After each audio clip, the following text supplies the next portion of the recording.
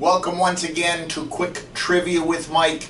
It's that weekly quiz show right here on channel 955 where we give you some really fascinating trivia and we ask you to put on your thinking caps and answer the questions that we provide to you. As you can see, our producer and cameraman, Scott McFerrin, isn't with us today. We're doing things a little bit different and it's a little bit more manual, if you will, but I will say it gives you a great example of what a great impact Scott has on our program every week. He's on vacation this week. He'll be here next week. So sit back, relax, and enjoy. I think we're going to have a fun half hour. I'm your host and quiz master, Mike Brever. As you know, we always begin by going over 3 questions that we gave you last week. We then let you know who the winner was from last week, and then we give you 3 new questions this week. Last week we went pretty heavy on some Halloween-themed items. We had Orson Welles and his reproduction of War of the Worlds. We had a question about Harry Houdini. We also had a question about Wisconsin Badger football. But let's get right into it, shall we? Our very first question had to do with Harry Houdini. We talked about his life as a performer. We talked about the fact that his wife Bess joined him on some of his magic acts and illusionist type performances. And we ended our narration of Harry Houdini's professional career with a very interesting question. Although Harry and his wife Bess were very much in love, they're not buried in the same location. Why is that? Well, Harry, you know, was born on March 24th, 1874. He died on October 31st, Halloween night, 1926. He was aged 52 at the time. He died from peritonitis as a result of a ruptured appendix. You know, he had a very physical act, and I guess rumor is that he really didn't understand just how serious his ailment was, and as a result of that, it really got away from him, and he ended up dying from the ruptured appendix. But again, the question, why are Harry and Bess not buried next to each other in spite of the fact that they had a tremendous love affair? Well, Harry Houdini is buried in Machpelah Cemetery in the state of New York. Bess is buried about 35 miles away at Gate of Heaven Cemetery. The names of the cemeteries give you a little bit of an indication. Harry's cemetery, Machpelah Cemetery in New York, is a Jewish cemetery. Bess's Gate of Heaven Cemetery is a Catholic cemetery. That gives you a clue, but it might not be the clue that you were thinking of. The reason that Bess and Harry are not buried in the same location is a result of Bess's family. They had an issue with Bess being buried in a Jewish cemetery. You might remember I pointed out last week that Harry actually died about 20 years before Bess. Every Halloween night for 10 years, she actually conducted a seance to see if Harry had come back from the dead. They had a buzzword that he would use in spirit, and she would know that it was actually him. After 10 years, she finally said, waiting 10 years for any man is long enough. Harry ends up being buried in a Jewish cemetery. Bess, of course, and her family were Catholic. After Bess passed away, although her wishes were to be buried with Harry, her family got in the way. Her family felt that a Jewish cemetery was not hallowed ground for a Catholic, and as a result of that, they had her buried at Gate of Heaven Cemetery. Kind of a tragedy there, you know, that 2 lovers don't get to spend eternity next to each other. But I guess in the afterlife, it doesn't really matter where your remains are in repose. It matters where your spirits are, and I'm sure that Harry and Bess are together wherever they are. So there you have it. That was the answer about Harry Houdini and his wife Bess and why they're not buried at the same cemetery. A little bit of prejudice on the part of Bess's family. Our next question had to do with Wisconsin Badger football. You know, it's been around for over a century. You know that the Wisconsin Badgers and the Minnesota Golden Gophers have the longest running rivalry in major college sports. Over 100 times they've met now. We also talked about their game 2 weeks ago, their season opener against Illinois. Came in October, the latest that a Badger season has started in over 50 or 60 years. An interesting thing happened in that game. The Wisconsin Badgers started a freshman quarterback. Now, he was not a true freshman. He's a redshirt freshman. That means that he actually was enrolled last school season as well, but he didn't play enough to qualify as a full year of athletic eligibility. So he played his first game, the opening game of the season, as a redshirt freshman. That was Graham Mertz. Graham Mertz came from Blue Valley North High School in Kansas, potentially the highest rated quarterback recruit that the Badgers have ever received. In fact, he was the third rated pro-style quarterback in his high school class. A true blue chip athlete, and I know the Badgers are looking for big things as a result of that.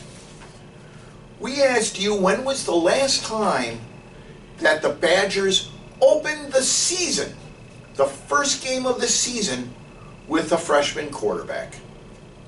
Well, you have to go all the way back to 1978.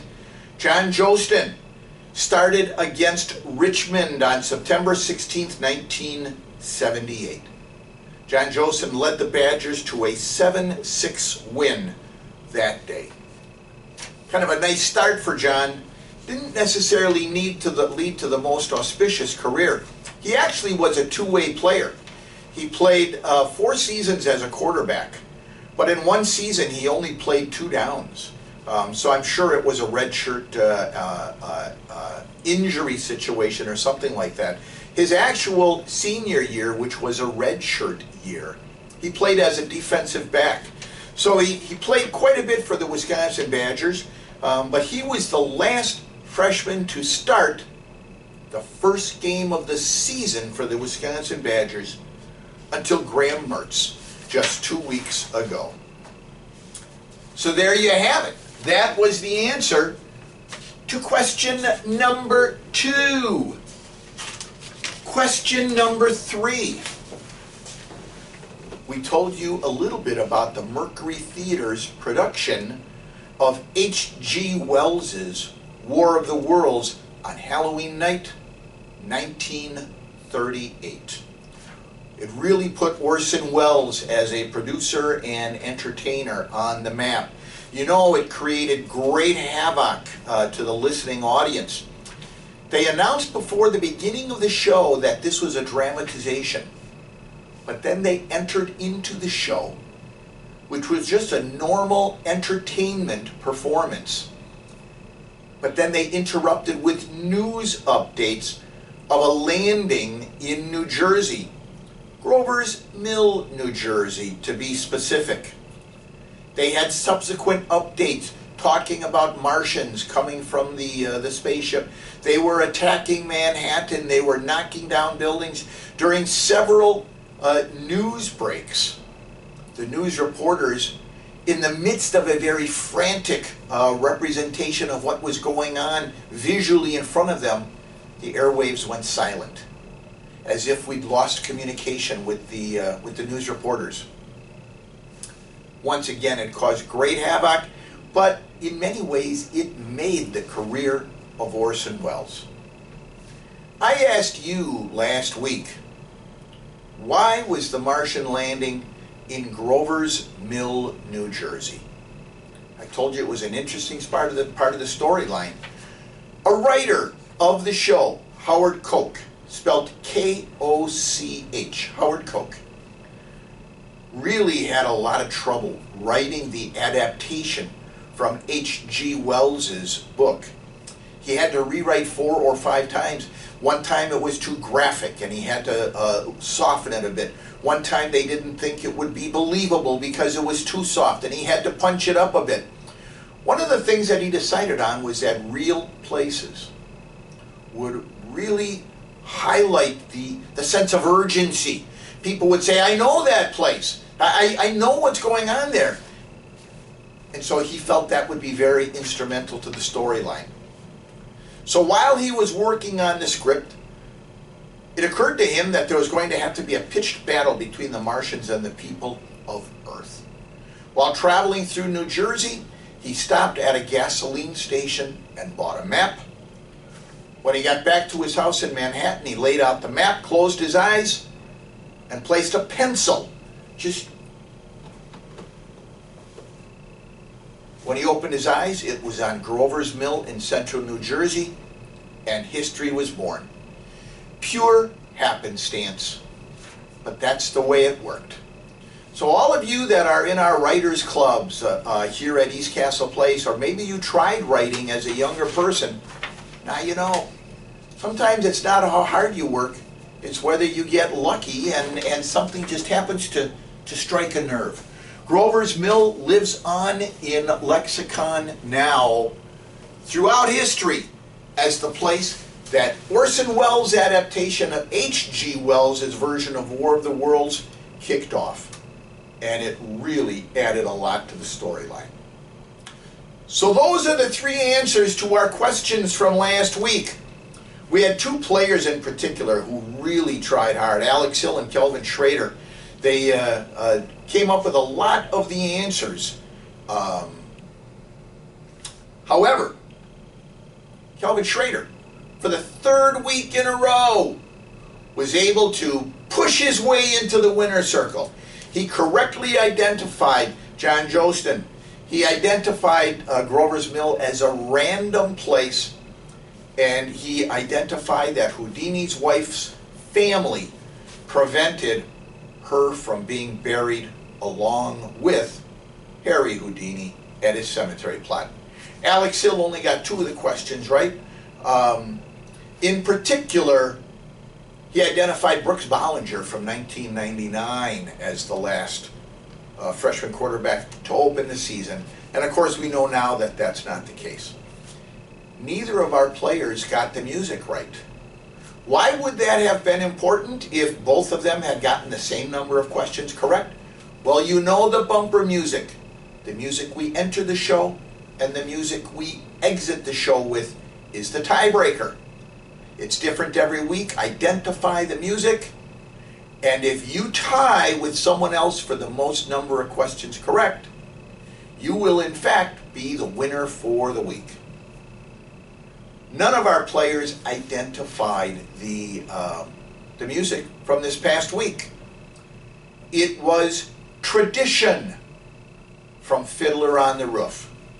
It was a little bit perplexing because a lot of you know the song version where Tevye is singing Tradition. This was the acoustical version that plays as you come into the show. So it was a little bit misleading, but that's what it was. It was Tradition from Fiddler on the Roof. So congratulations to Kelvin Schrader. You are our winner from the week. Now you heard a little bit of the bumper music for this week as I was coming in and sitting down. I'll tell you, you might recognize that music and the name may be difficult for you to come by. This week I'm going to do something a little bit different. You can identify the music, or you can identify the show that it was the theme song from. Okay? Give me the name of the music, or give me the show that it was the theme song from, and I'll consider you the winner. As you saw, I had to turn it on and turn it off as we were entering into the show. Again, that's because our producer Scott McFerrin's on vacation this week. I'm going to start it up again at the end, and you'll hear a little bit more about it as we exit the show. So put on your thinking caps. Now let's get into this week's trivia, shall we? I'm actually taping this on Wednesday, November 4th. Yesterday was Election Day. As I am taping this, we still don't know who the winner was. There are 6 states that are as yet uncalled, and they are in fact crucial states to determine. The race is way too close. I thought a question about elections would be a good way to kick off this week. Let's take a look at presidential elections, shall we? Our first presidential election was in 1789. George Washington won that election, and in fact, to this day, he's the only president who was elected unanimously. However, in those days, it was a little bit different. It was only the electoral college that mattered. The electoral college elected him unanimously. At that time, however, only a certain type of people got to vote in the elections. You had to be white, you had to be male, you had to be 21, had to be a landowner. Kind of exclusive there. In the 1820s and 30s, as the United States expanded and as we were moving west, people saw a need to modify that, specifically because the landowner issue precluded a lot of people from the ability to vote. Andrew Jackson was a great proponent of what he called universal suffrage. Of course, as you know, he was not really talking about universal suffrage as we think of it today. He was talking about universal white male suffrage. During his tenure as a president, he got so that you didn't need to be a landowner to be able to vote. And that expanded the voting population tremendously. By the 1850s, when all of this really started to kick in because of the Western movement, about 55% of the adult male population had the ability to vote. Of course, you know, in the 1860s we had the Civil War. The Civil War led to even more people being given the right to vote. The 15th Amendment in particular gave all men aged 21 and older the right to vote. You know, however, though, with the 15th Amendment, all new types of things came into pass.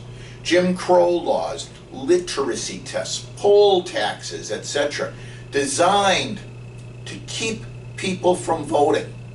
Something that we don't really believe is within the American heritage today.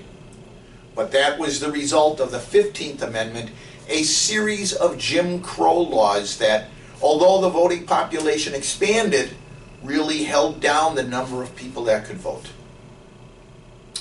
In the 1920s, the 19th Amendment passed. All of you ladies gained the right for women's suffrage, culminated after a 30-year battle for women to get the right to vote, the 19th Amendment. So there you have it. That took place in 1920. After World War II, there was a new realization of how some of the voting laws, Jim Crow laws in particular, didn't really live up to the true heritage of the United States of America. And we wanted to get more people the right to be able to vote. If people could fight and die in World War II, why couldn't they come back and vote just because they happened to be African American, or they were brown, or they were of Asian descent, or something like that? The 1965 Voting Rights Act gave equal protection to all citizens, and it gave them the right to vote. Still weren't done though. With the inception of the Vietnam War, we had all kinds of people 18 to 21 years old. We're going to ignore that. As you can see, my phone is ringing. We're taping in my office here today. A couple of interruptions. We're going to keep moving. The 26th Amendment, as a result of the Vietnam War gave everybody age 18 and up the right to vote. So as you can see, beginning in 1789 and culminating with the 26th Amendment, we had a series of expansions of people's ability to vote. And now anybody age 18 and up can vote. Although certain states still do have limitations. Felons can't vote. I understand in Florida now, part of the issue is if felons haven't made full financial amends for their crimes, they can't vote, even though they may be released from jail. So individual states still have certain things, but the national law, the federal law, based on the 26th Amendment, anybody age 18 and older can vote. Of course, you also have to be a resident of a state, a citizen of the United States, and that gives you the right to vote. My question to you, in 1789, what percent of the total United States population was eligible to vote? In 1789, when the Electoral College elected George Washington unanimously, what percent of the United States population was eligible to vote? And I'm going to ask you to give me that percent within plus or minus 3%. Okay? What percent of the United States population was eligible to vote in 1789? Plus or minus 3%. That's question number one. Question number two. We have a new resident here at East Castle Place. Fiona Firstner. She moved in July. Lives up in 3311. Wonderful person. If you haven't met Fiona yet, I encourage you to do so. Interesting thing about Fiona is that as a career, she was a ballerina. That got me a little bit interested because you don't run into professional ballerinas that often. She danced with the Philadelphia Ballet, the San Francisco Ballet. After her career as a dancer, she actually came to Milwaukee and worked as a choreographer and a stager of dances and things like that. So I got a little bit interested in ballet, and I decided to look some of it up. Ballet, of course, is a French word, ballet, which is a type of performance dance that originated during the Italian Renaissance in the 15th century, and later developed into a concert dance form that was practiced in France and Russia. It's become a widespread, highly technical form of dance with its own vocabulary, primarily based on the French terms that originally defined all of the aspects of ballet. Once again, it originated in the 15th and the 16th centuries, the time of the Italian Renaissance, of course in the French courts because of Catherine de' Medici and her influence as queen. As you know, Catherine de' Medici was Italian, but she married the French king. And she brought ballet with her as an art form. And the French developed it even further. The dancers in these early court ballets were mostly noble amateurs with ornamented costumes, and the costumes, of course, were meant to impress the viewers.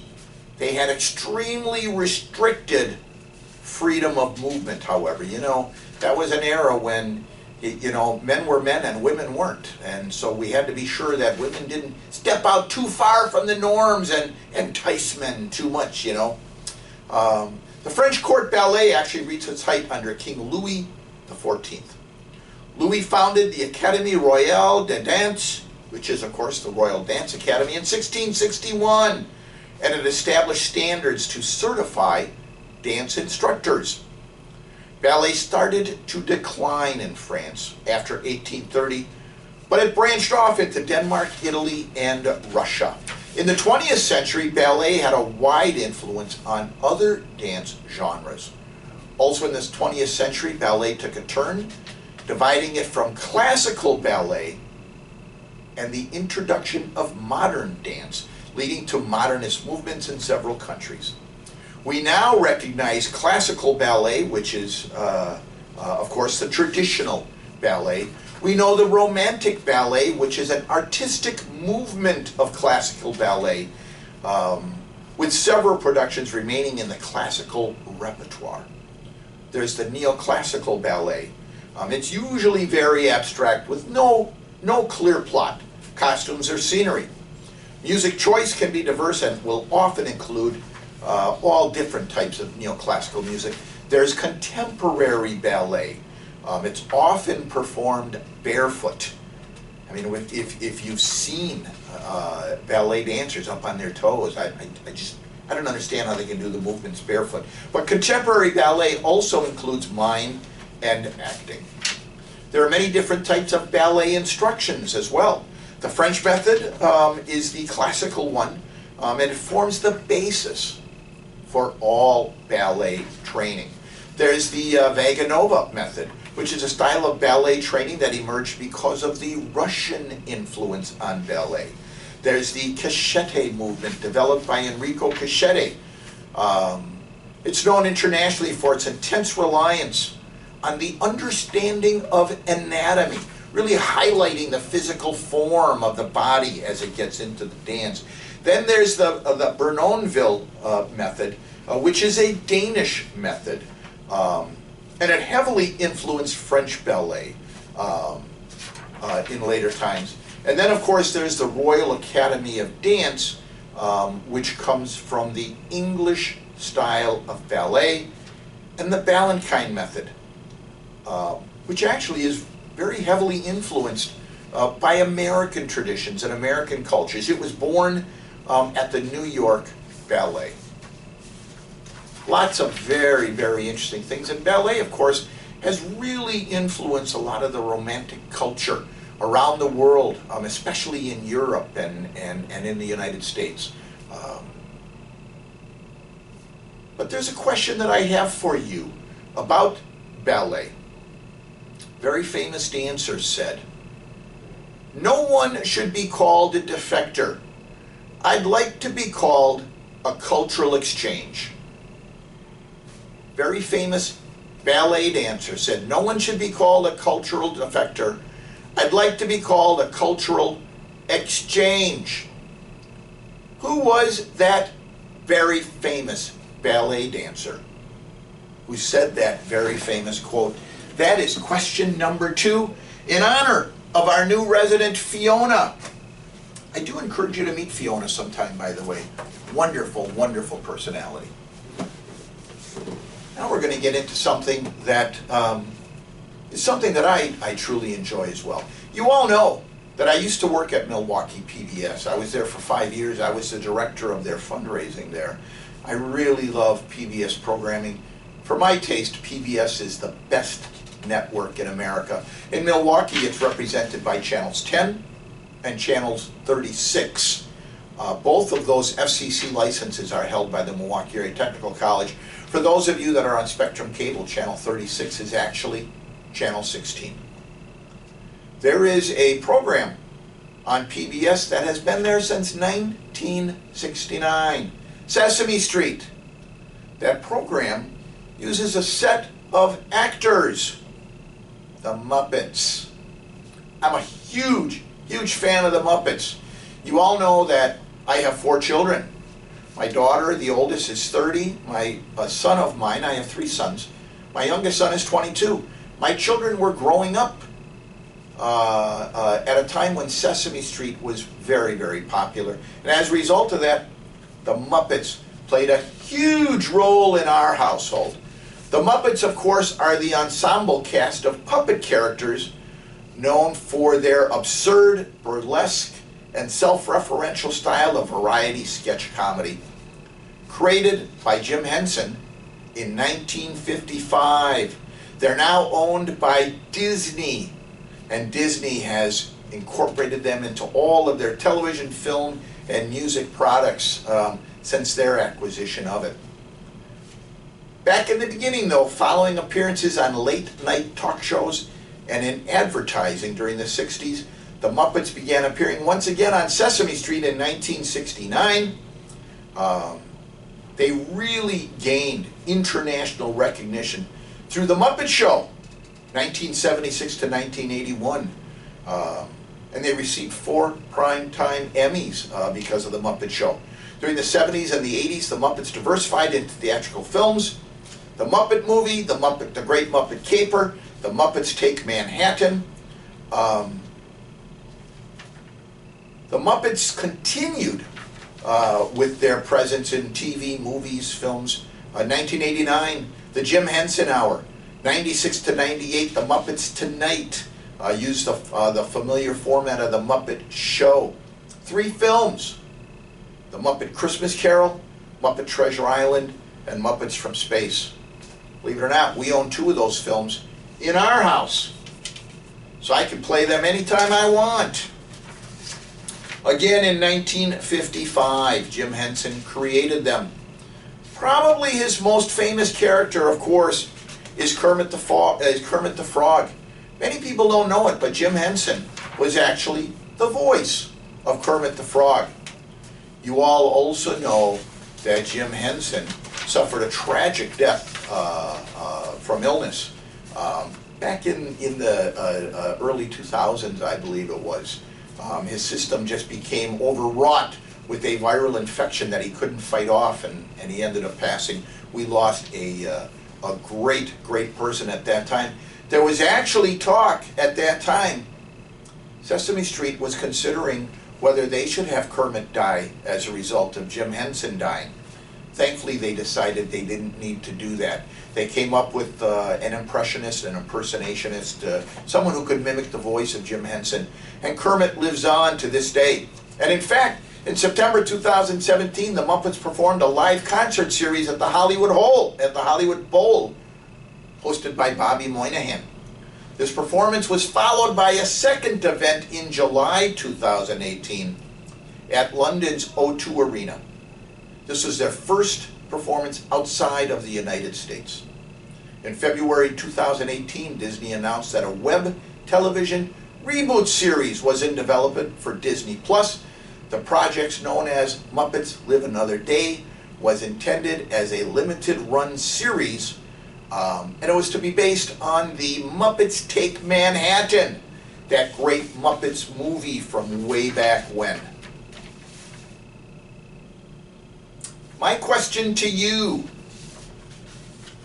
who was the very first Muppets character to be a regular on a nationally seen television show?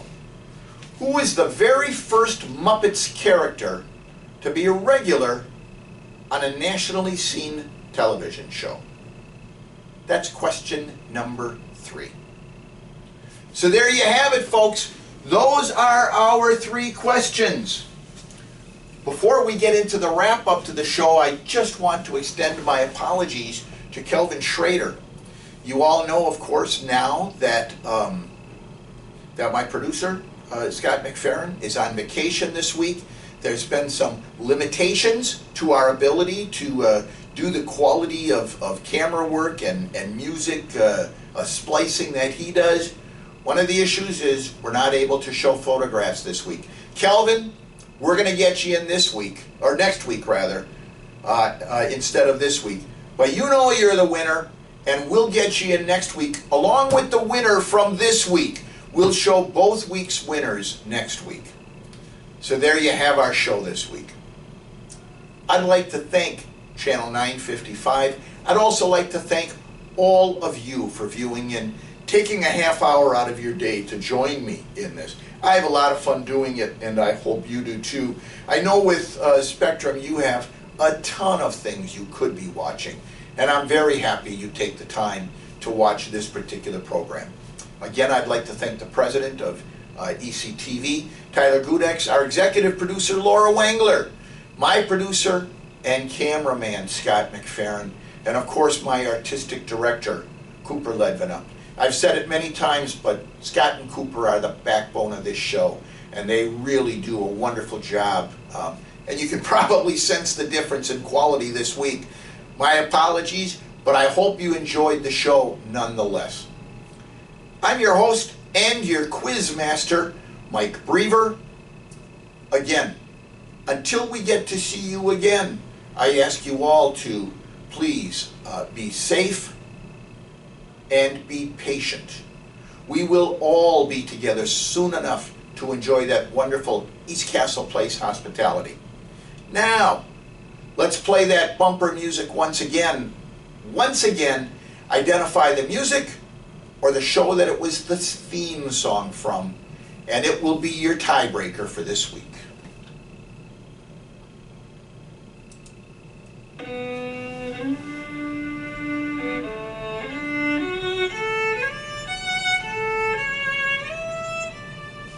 So long, everybody.